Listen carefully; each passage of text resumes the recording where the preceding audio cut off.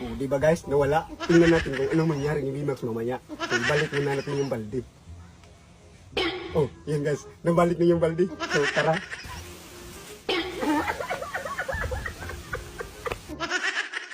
So yun guys, pinaputukan ako ni Bimax kahapon.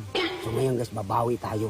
Hukayin natin yung magic remote ni Lola. Tingnan natin kung anong mangyari ni Bimax. So tara guys.